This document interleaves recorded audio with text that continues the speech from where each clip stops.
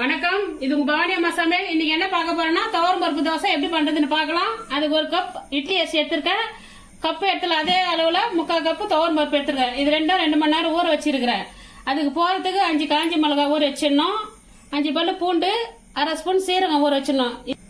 இது எல்லாம் 2 மணி நேரம் ஊறணும். இப்போ இதை ஒன்று ஒன்றா மிக்சி ஜாரில் போட்டுக்கலாம்.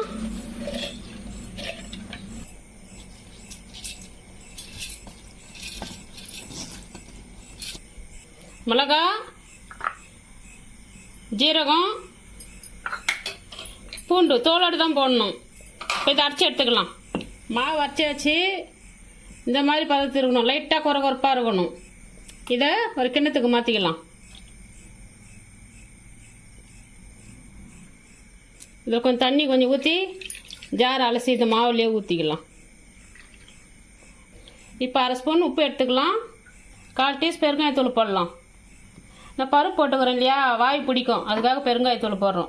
இதை நல்லா கலக்கி விட்டுடணும்.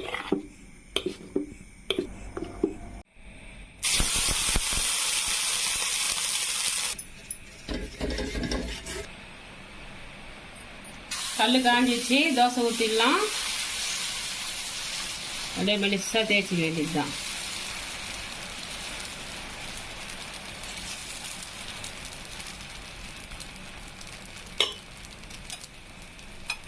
நம்ம நெய் ஊற்றுறதுனால ஊற்றலாம், எண்ணெய் ஊற்றுறதுனால ஊற்றலாம். நான் எண்ணெய் தான் ஊற்றுறேன். அப்படியே சவந்து வரட்டும். நல்லா சவந்து வந்துக்குது. இதை திருப்பி போடலாம். பாருங்க, நல்லா கோல்டன் கலர்லாம் இருக்குது பாருங்க. அவ்வளோதான், வந்துடுச்சு. இதை பிளேட்டிங் பண்ணிக்கலாம்.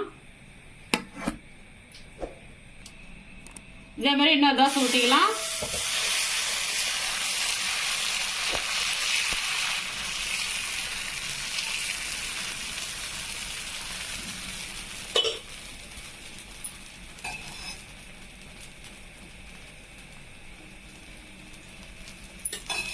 அவ்வளோதான், துவரம் பருப்பு தோசை ரெடி ஆகிடுச்சு.